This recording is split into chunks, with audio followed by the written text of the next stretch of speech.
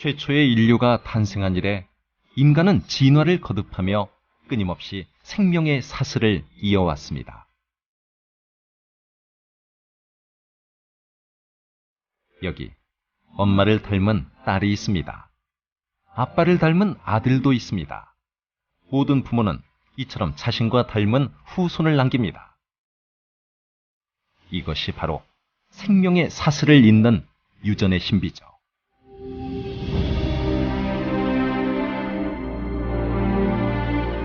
세상의 모든 부모는 자신과 닮은 자식을 남깁니다.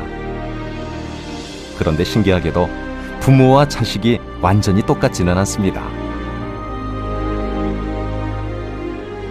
이것이 바로 생명의 다양성을 만드는 유전의 신비죠. 닮으면서도 닮지 않는 유전의 비밀은 무엇일까요? 그것은 인류의 오랜 수수께끼였습니다.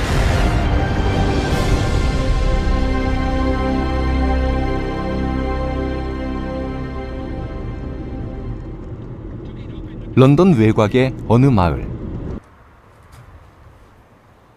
이곳에 특별한 자매가 살고 있습니다. Come down and say hello.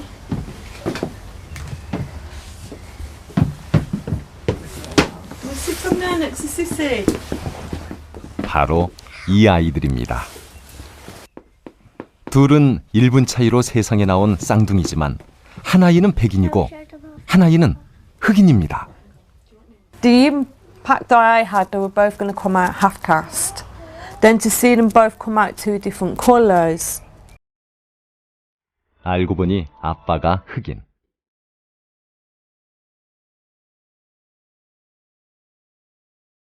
금발의 마시아는 엄마의 피부를 물려받고 갈색머리의 밀리는 아빠의 피부를 물려받은 것입니다.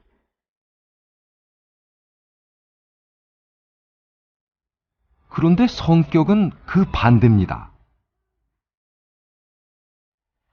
Twinkle, twinkle, little chocolate bar. 밀리는 엄마의 성격을 닮아 외향적이고 마시아는 아빠처럼 내성적입니다. 보통의 경우 엄마 아빠의 유전자를 골고루 물려받지만 두 아이는 어느 한쪽만의 피부색과 성격을 물려받은 것이죠. I knew. 이것이 유전의 신비입니다. 그렇다면 닮거나 닮지 않는 이런 유전 현상엔 어떤 특별한 규칙이 있는 걸까요?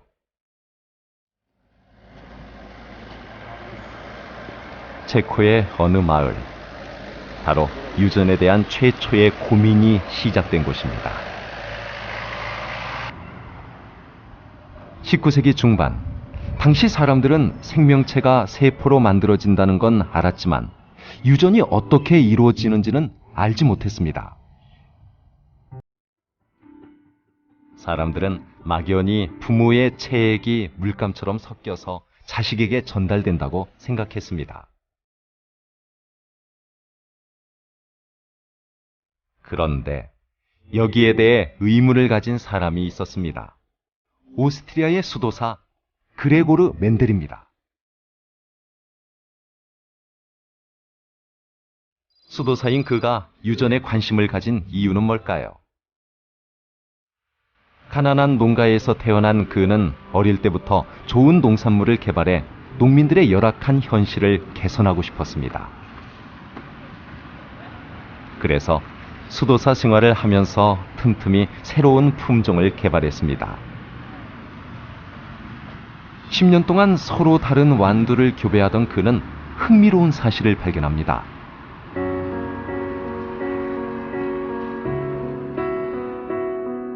유전 현상이 일정한 확률로 나타난다는 것이죠. 뿐만 아니라 콩의 모양과 같은 어떤 형질을 결정하는 물질은 우성과 열성으로 나뉜다는 사실도 알아냅니다. 둥근 완두와 주름진 완두를 교배하면 둘의 유전 물질이 반반씩 자손에게 전달됩니다. 이때 첫 번째 세대에서 나타나는 둥근 형질이 우성, 열성은 사라지는 게 아니라 두 번째 세대에서 나타나는데 이때 우성과 열성의 비율은 3대 1입니다. 바로 이 유전의 법칙을 멘델이 처음 발견한 겁니다. Takzvané dědičnosti smíšené. To znamená, že otec i matka přispívají do svých potomků určitými jednotkami a tyto jednotky se mísí. Je to něco, jako kdybychom mohli říct, jako když se smíchá červená a modrá barva a vznikne barva fialová. A už nikdy z toho nedostaneme zase červenou a modrou barvu. 멘델이 발견한 유전의 법칙은 유전학사 최초의 결실이었습니다. 하지만 당시 그의 연구 결과는 주목받지 못했습니다. Je známo, že Mendel řekl, má doba přijde, což znamenalo, že byl přesvědčený o tom, že i když za jeho života nikdo závěr jeho pokusu nepochopil, takže přijde doba, kdy všichni pochopí, v čem tkví podstata dědičnosti, a tak se také stalo. 멘델의 연구는 1900년 달맞이꽃 교배 실험을 하던 드브리스 등에 의해 재조명을 받게 됩니다. 유전 물질의 존재가 확인되는 순간이었습니다.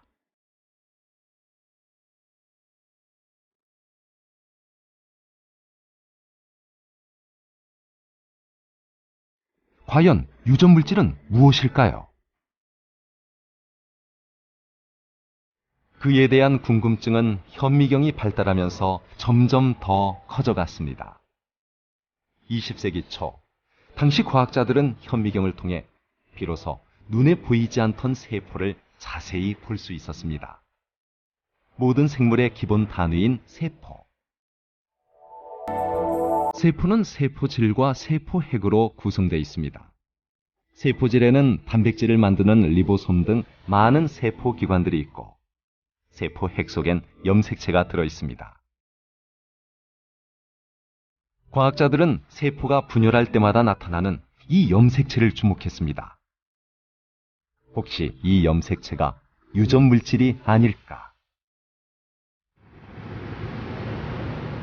그에 대한 궁금증을 해결하기 위해 바닷속으로 눈을 돌린 과학자가 있었습니다.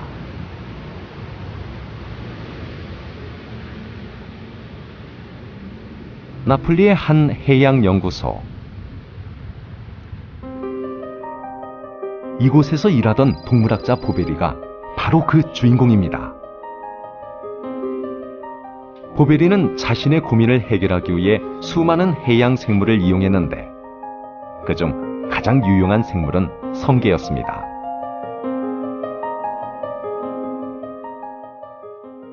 Questo è un esemplare femmina e il metodo col quale induciamo il riccio ad emettere le uova è scuotendolo. Quindi scuotendolo cercheremo di indurlo ad emettere le uova.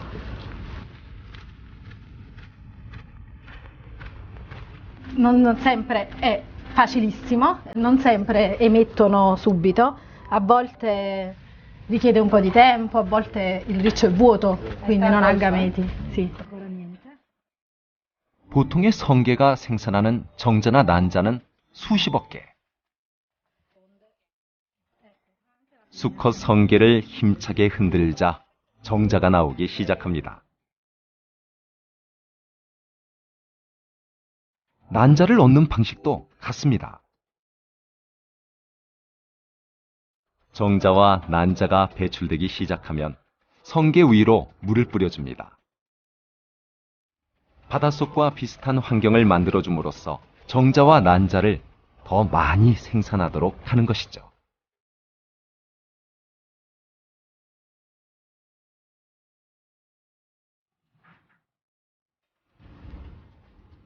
그 다음 정자와 난자를 추출해 수정란을 만듭니다.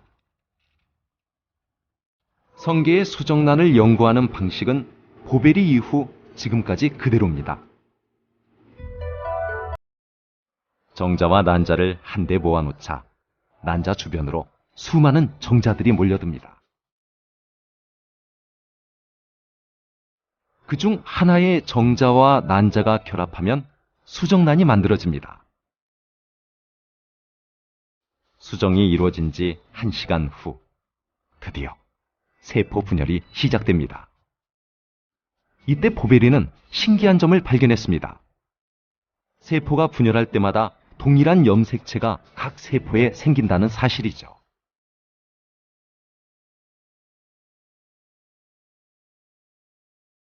Le prime osservazioni hanno portato a capire come quello che invece era stato ipotizzato solo teoricamente, quindi come è possibile che da un'unica cellula, che è la cellula uovo, poi si possa sviluppare un organismo intero. 뿐만 아니라 염색체의 수가 많거나 적은 변형된 세포들은 수정이 되어도 곧 죽고 만다는 걸 알아냅니다. 그렇다면 유전을 담당하는 물질은 염색체가 아닐까? 유전에 대한 관심은 염색체로 좁혀지고 있었습니다. 그러나 당시의 염색체설은 아직 가설에 불과했습니다.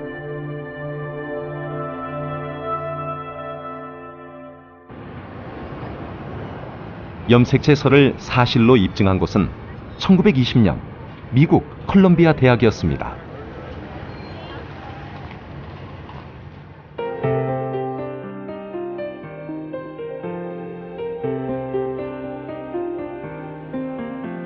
해답은 뜻밖에도 아주 작은 생물에서 나왔습니다.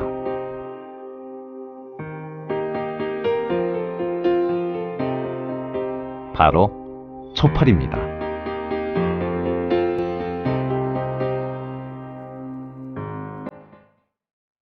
아무도 눈여겨보지 않던 초파리에 관심을 가진 사람은 토머스 헌트 모건이었습니다. 그의 연구는 파리방이라 불리는 곳에서 이루어졌습니다. 말 그대로 파리가 가득한 방. 모건이 초파리 연구를 시작한 건 멘델의 연구를 믿지 않았기 때문입니다. 모건은 멘델의 관점이 생물은 뱃속에서부터 성체의 모습을 갖고 있다는 기존의 학설, 즉 전성설과 크게 다르지 않다고 생각했습니다. This adult form was created very early on, so that in fact, even at the earliest stages, there may be some preformed being that is extremely tiny that you couldn't see. 그와 반대로 환경이 유전에 영향을 미칠 거라고 생각한 모건은 캄캄한 방에서 2년 동안 초파리를 관찰했습니다. 빛이 없는 환경이라면 언젠가 눈이 퇴화될 거라고 기대한 것이죠. 그러던 어느 날 예상치 못한 일이 일어납니다. 보통의 초파리는 빨간 눈을 가지고 있습니다. 그런데 갑자기 새로운 초파리가 태어난 것입니다. 바로 흰눈 초파리입니다.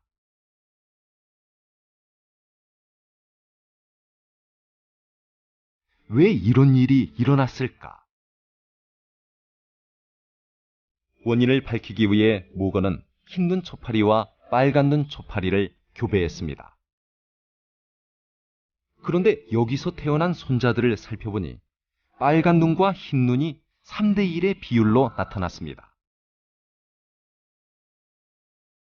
그것은 우성과 열성이 3대1로 나타난다는 멘델의 법칙 그대로였습니다. 여기서 가장 중요한 것은 흰눈 초파리가 모두 수컷이라는 사실입니다. 이것은 특정한 염색체인 성염색체가 눈의 색에 영향을 미친다는 걸 의미합니다. That there was a correlation between the inheritance of a particular phenotype that was attributed to a gene and the inheritance of a particular chromosome, implying that the gene and the chromosome were inherited together. 결국 모건은 초파리를 통해 유전 물질이 염색체에 있다는 사실을 입증한 것입니다. 그 공로를 인정받아 노벨상을 수상한 그는 훗날 현대 유전학의 아버지로 불리게 됩니다.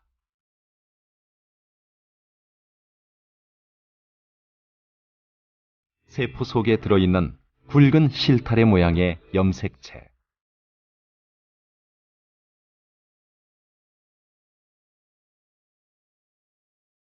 바로 이 염색체를 구성하는 DNA라는 물질이 유전의 실체라는 사실은 이후 과학자들에 의해 새롭게 밝혀집니다. 그것을 최초로 발견한 사람은 영국의 세균학자 그리피스입니다.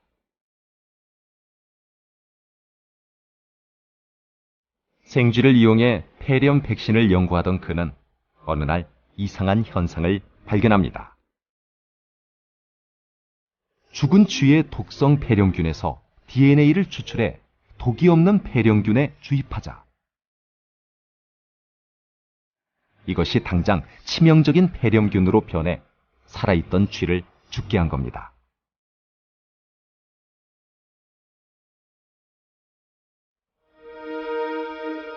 DNA가 생명 현상에 관여하는 게 분명해 보였습니다.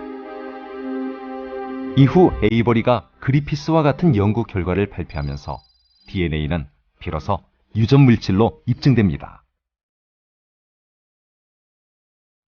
인간을 비롯한 모든 생명체의 기본 단위인 세포. 세포 속엔 핵이 들어있고 그 핵 속엔 염색체가 들어있습니다. 바로 그 염색체를 구성하는 DNA가 마침내 유전의 실체로 확인된 것입니다.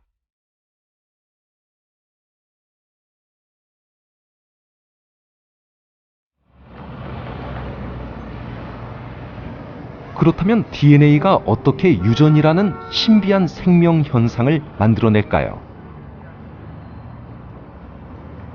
1953년 이곳에서 두 젊은이가 기쁨의 탄성을 지릅니다.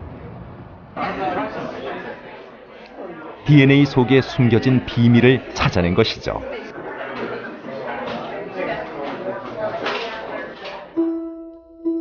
그들의 연구 결과는 과학 잡지 네이처에 공개됩니다.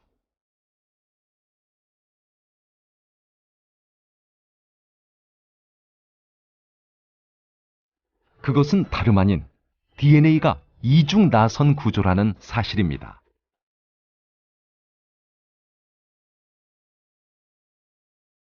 DNA 구조를 알아낸 이들은 영국 캠브리지 대학의 젊은 과학자 제임스 왓슨과 프랜시스 크릭입니다.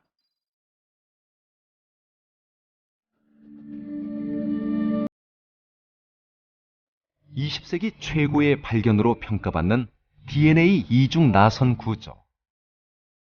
두 가닥으로 이루어진 이 단순한 모양의 분자 속에 과연 어떤 비밀이 숨겨져 있을까요?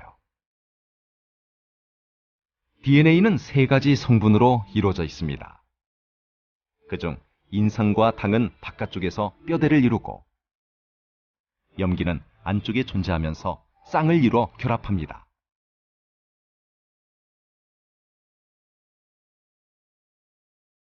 바로 이렇게 인산과 당, 그리고 염기들이 연결돼 DNA를 만드는 것이죠. 하나의 DNA는 이렇게 만들어진 두 개의 가닥으로 이루어져 있습니다. 인산, 당, 염기. 이 세 가지 성분은 일정한 간격으로 결합하며 긴 가닥을 만드는데 이렇게 만들어진 두 개의 가닥이 꼬이면서 이중 나선 구조를 만드는 것입니다. 왓슨과 크릭은 DNA 모형을 완성하는 과정에서 이중 나선 구조가 갖는 중요한 의미, 바로 유전의 비밀을 찾아냅니다. 비밀은 염기의 순서와 결합에 있었습니다. DNA 상에는 네 종류의 염기, 즉 아데닌, 티민, 시토신, 구아닌이 특정한 순서로 나열되어 있는데 이들 염기가 결합할 때 아데닌은 반드시 티민과 시토신은 반드시 구아닌과 짝을 이룹니다. 바로 이 염기의 순서와 결합이 유전을 결정짓습니다. 또 이중 나선을 이루는 두 가닥의 뼈대는 염기들의 수소 결합을 통해 약하게 결합되어 있기 때문에 어렵지 않게 분리됩니다. 이때 두 가닥이 각각의 사본을 만들면 염기 순서가 똑같은 DNA가 만들어집니다. 세포가 분열할 때마다 똑같은 유전 정보를 가진 또 하나의 세포가 만들어지는 것은 바로 이 때문입니다. Discovery or the elucidation of the structure of DNA was the most important thing because everything really flows from that. The beginning of the 20th century was the elucidation of what genes were, what they could do, lots of interesting observations about them. 20세기 유전학사의 가장 빛나는 업적으로 기록된 DNA 구조의 발견. 그런데 그 주인공인 왓슨과 크릭에게 결정적 단서를 제공한 사람이 있었습니다.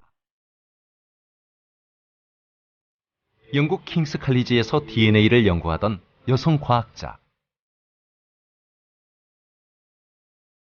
바로 로잘린드 프랭클린입니다.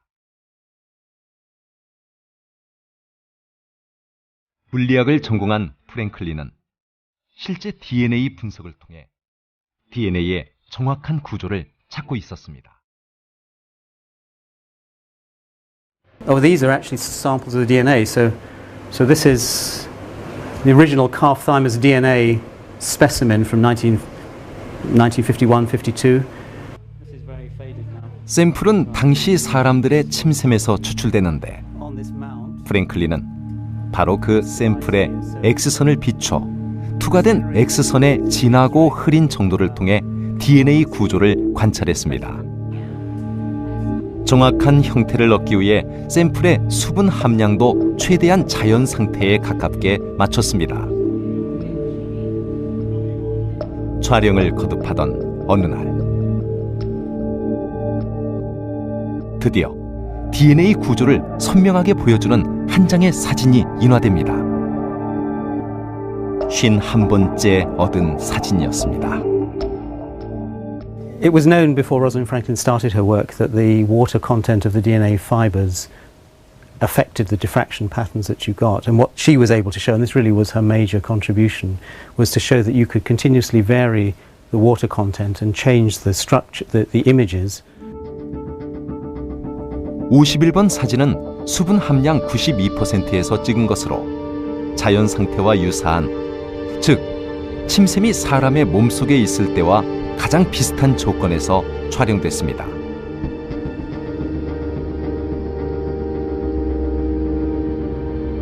그녀의 동료였던 윌킨스는 이 사진을 왓슨과 크릭에게 건넸고 사진을 본 두 사람은 DNA가 이중 나선이라는 영감을 얻게 됩니다.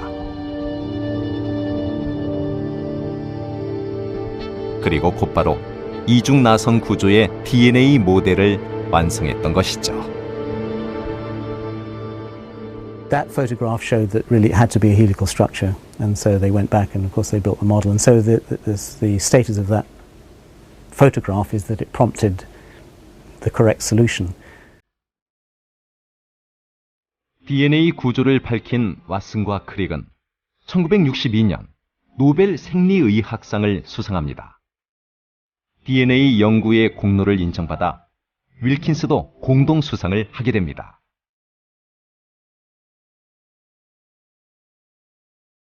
그러나 X선에 자주 노출됐던 프랭클린은 37세에 세상을 떠나고 맙니다. 과학의 발견 뒤엔 이처럼 수많은 과학자들의 열정과 희생이 숨어 있습니다.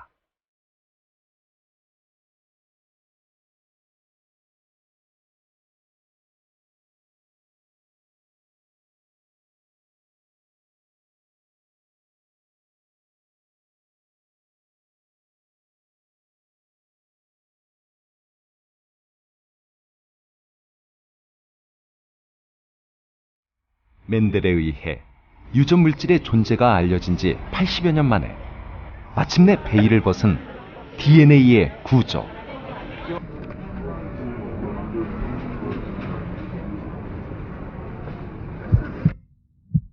그럼 DNA가 어떻게 유전을 담당하는지 그 과정을 좀 더 자세히 살펴볼까요?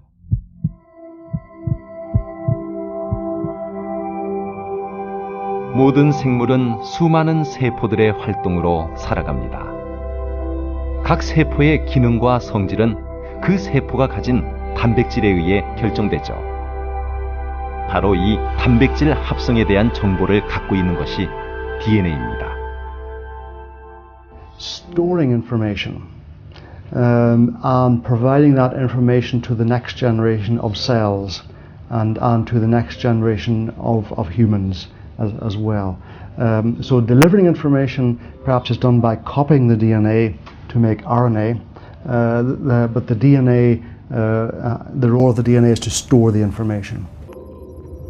DNA는 훼손돼서는 안 될 중요한 유전 정보를 갖고 있기 때문에 핵 밖으로 나가지 않습니다. 대신 필요한 정보만 RNA에게 전달합니다. 이러한 정보 전달 과정을 전사라고 합니다. 정보를 전달받은 RNA가 핵의 구멍을 빠져나와 리보솜으로 이동하면 이때부터 리보솜이 DNA 유전 정보를 번역하기 시작합니다. 즉, RNA가 가져온 유전 정보를 이용해 단백질을 만드는 것이죠.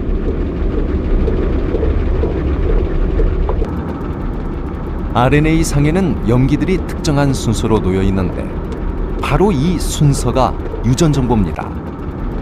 리보솜은 이 정보에 따라 아미노산이란 물질을 결합시킵니다. 아미노산은 단백질을 만드는 원료로 이들이 어떤 순서로 결합되는가에 따라 단백질의 종류가 결정되고 이렇게 만들어진 단백질이 세포의 기능과 성질을 결정하는 것입니다. 20 to 25,000 proteins that are made from those genes, they're made from the sequence of those proteins is determined by the sequence of A, C, G, and T in the DNA. 인간을 비롯한 지구상의 모든 생명체는 이처럼 DNA라는 공통의 언어를 사용해 생명을 이어갑니다. 그럼에도 불구하고 지구상에 다양한 생명체가 존재하는 것은 모든 생물이 서로 다른 유전 정보를 가지고 있기 때문이죠.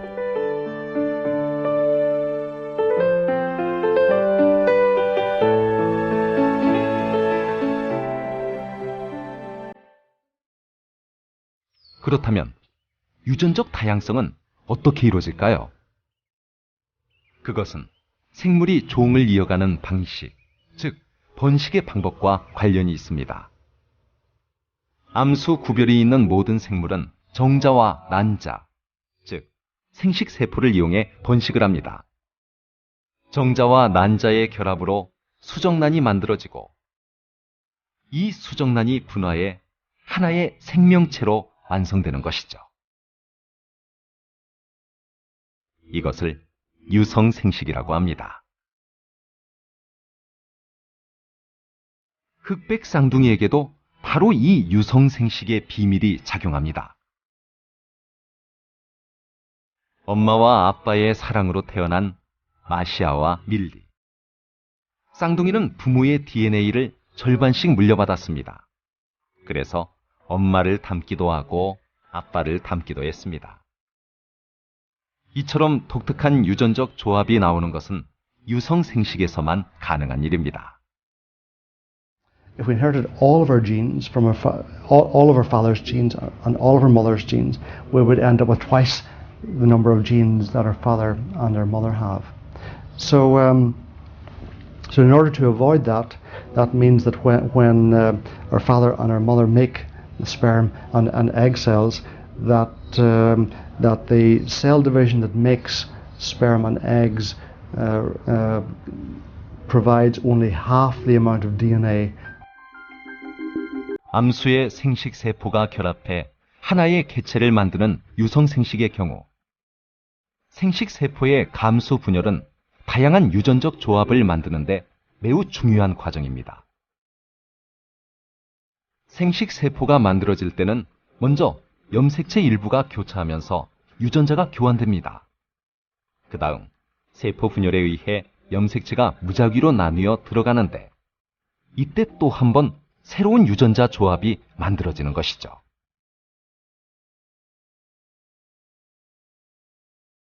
게다가 정자와 난자도 무작위로 만나서 수정이 되기 때문에 수정란이 만들어지는 조합의 수는 거의 무한대에 가깝습니다.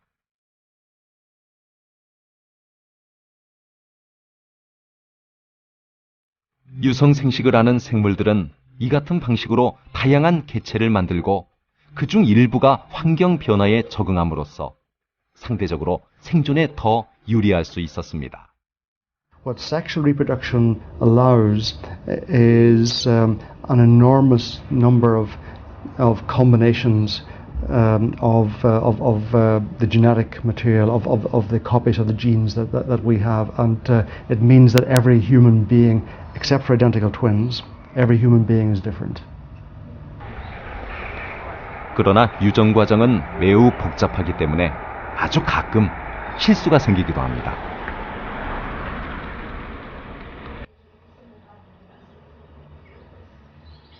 켈빈 씨에게도 그런 일이 일어났습니다.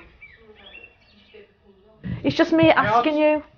Out, please. Oh, 오늘은 그의 상태가 더욱 좋지 않습니다. getting a bit annoyed now. Sorry.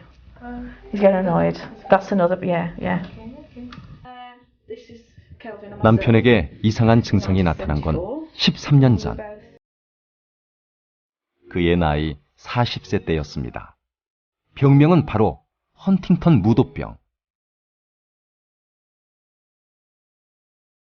자신의 의지와 관계없이 춤을 추듯 몸을 비틀거리는 병으로 대표적인 유전병 중 하나입니다. 이 병에 걸리면 뇌의 일부분이 활성화되지 않습니다. 이상 증세를 보이는 것은 바로 이 때문입니다.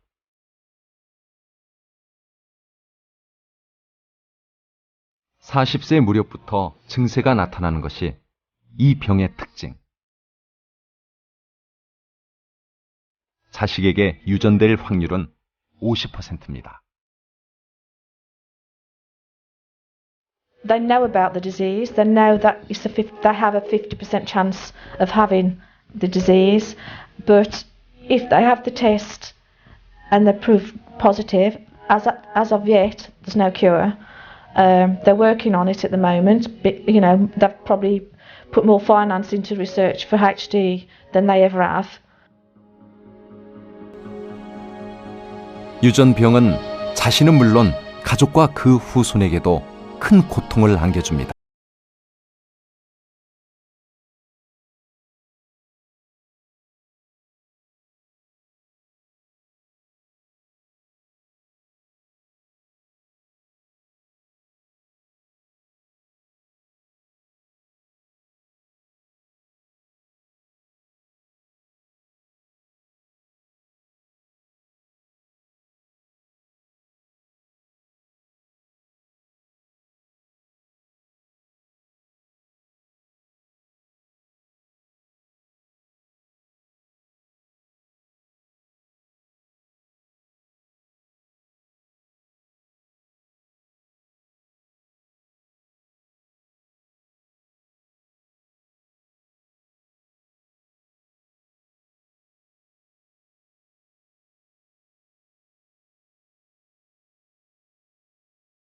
이 순서는 단백질을 만드는 암호와 같기 때문에 염기 순서가 바뀌면 비정상적인 단백질이 만들어지고 이렇게 되면 기존에 없던 새로운 형질이 나타납니다.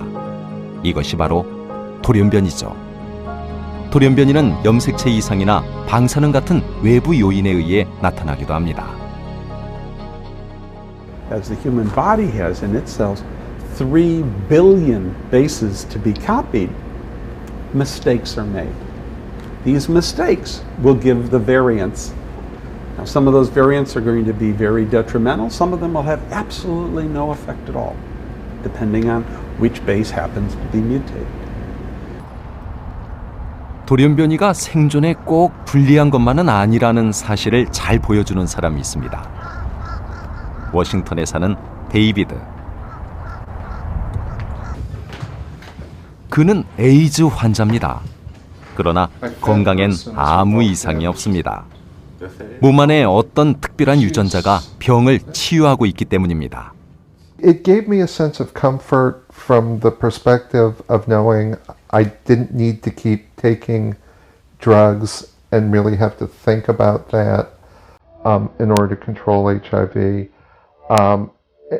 It also reinforced to me the need to stay healthy just from everything else that there. 남들에겐 없는 특별한 유전자 덕분에 에이즈의 공포에서 벗어난 데이비드. 그가 보유한 에이즈 면역 유전자는 일종의 돌연변입니다.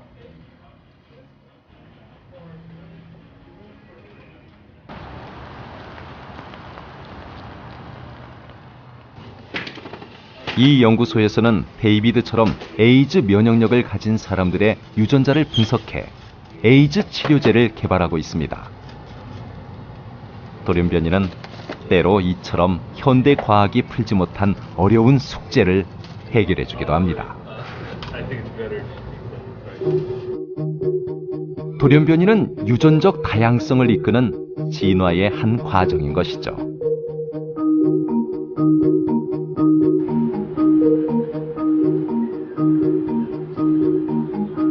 닮기도 하고 닮지 않기도 하는 유전적 다양성의 비밀. 과학은 마침내 유전 현상에 관한 모든 비밀을 밝혀냈습니다.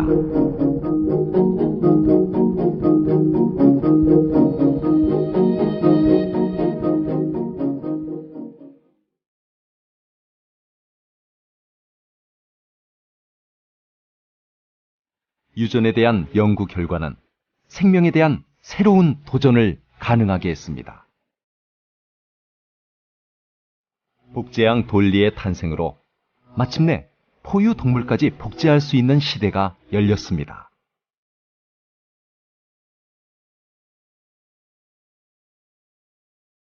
이것은 곧 인간도 복제할 수 있다는 것을 의미합니다.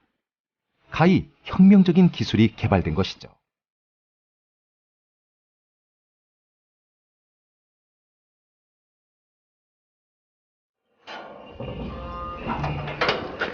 돌리 탄생의 주역인 캠벨 박사. 그는 돌리의 출생에서 죽음까지 6년 반 동안 돌리와 함께한 과학자입니다. Hi, yes, you've all been fed already, so no more food.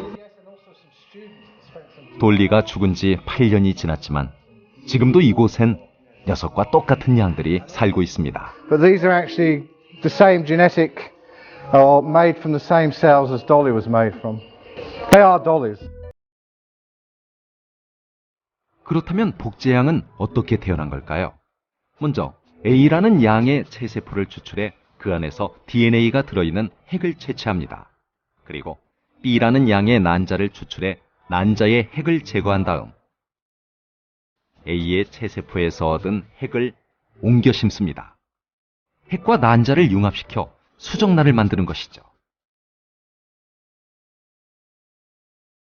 그리고 수정란을 대리모의 자궁에 착상시키면 DNA를 제공한 A와 똑같은 양이 태어납니다. 돌리 이후 세계 각국은 경쟁적으로 복제 동물을 만들고 있습니다. 유전 원리를 이용한 과학기술이 복제 시대의 문을 활짝 연 것입니다.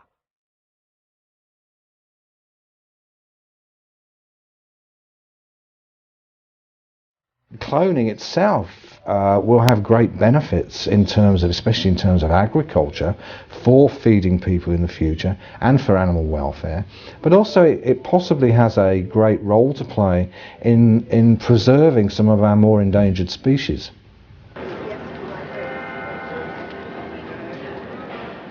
유전학이 발전하면서 복제 기술뿐만 아니라 생명 연장에 대한 기대도 커져가고 있습니다.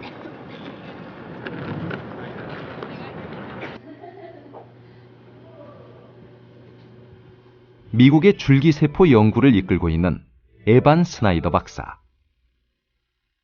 그는 2002년 네이처를 통해 줄기세포가 척수 손상, 알츠하이머, 퇴행성 신경질환 등 난치병 치료에 유용하다는 연구 결과를 발표해 과학계에 큰 관심을 모았습니다. This was probably the very first demonstration that stem cells could be useful, not only because they replaced missing cells, but because they could protect the animal or the patient's own cells from dying.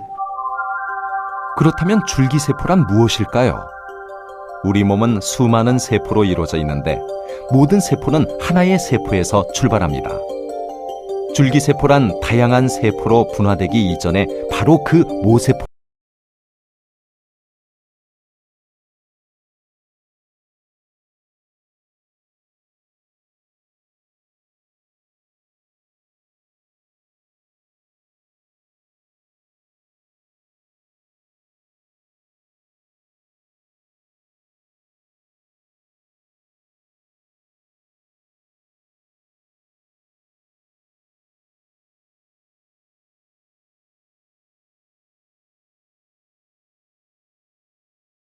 않지만 추출한 부위와 비슷한 세포로 분화되는 능력을 가지고 있습니다. If you believe that diseases really do come from maybe genetic abnormalities in stem cells early on, maybe someday we'll become smart enough to understand what gene it is that is abnormal in this stem cell that is ultimately going to make this patient have Parkinson's disease, or develop a brain tumor, or develop Huntington's disease. 난치병 치료의 대안으로 주목받는 줄기세포. 줄기세포에 대한 희망은 생명 연장에 대한 인류의 오랜 꿈과 맞닿아 있습니다.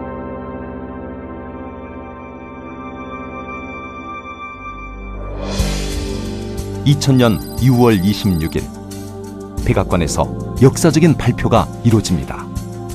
인간 게놈지도 초안이 완성된 것입니다. Without a doubt, this is the most important, most wondrous map ever produced by humankind. 게놈, 즉 유전체는 유전자를 뜻하는 진과 염색체를 뜻하는 크로모솜의 합성어입니다.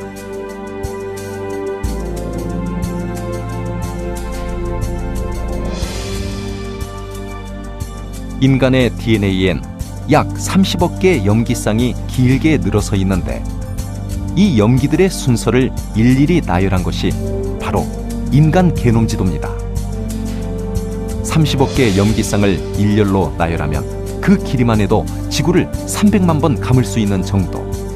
마침내 인류는 우리 자신의 생명 설계도를 손에 쥘 수 있게 된 것입니다.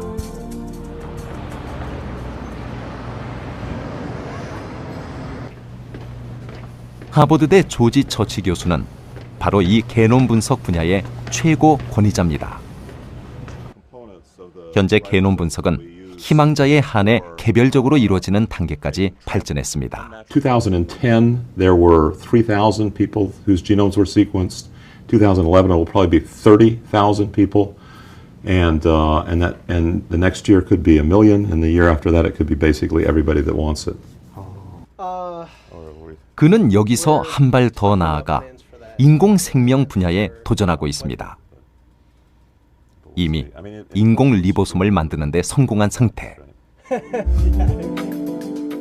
리보솜은 DNA 유전 정보를 이용해 단백질을 만드는 물질로 세포의 생명 활동에서 매우 중요한 일을 맡고 있습니다.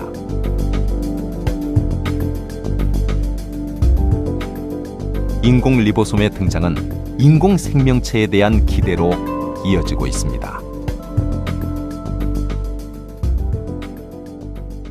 Actually take it apart into atoms and then reassemble them into something that's replicating. I think it's going to depend on the artificial ribosome because this is the key component that actually allows us to make something that looks at all like a living system. 인류의 오랜 수수께끼였던 유전의 비밀. 금단의 영역을 넘어 이제 인류는 인공 생명체라는 새로운 목표를 향해 나아가고 있습니다. 그 무한한 도전 정신의 결실이 바로 과학입니다.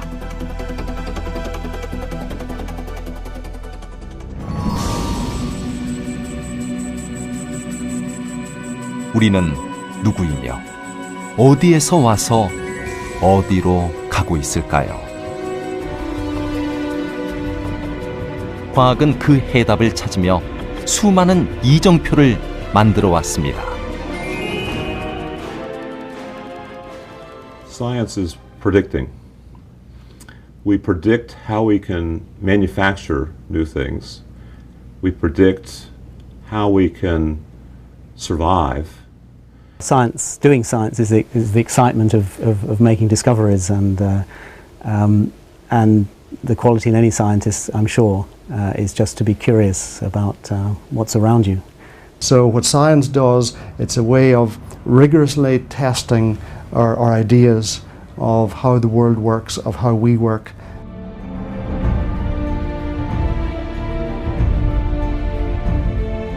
인간과 세상에 대한 인류의 탐구가 계속되는 한 과학혁명은 결코 끝나지 않을 것입니다.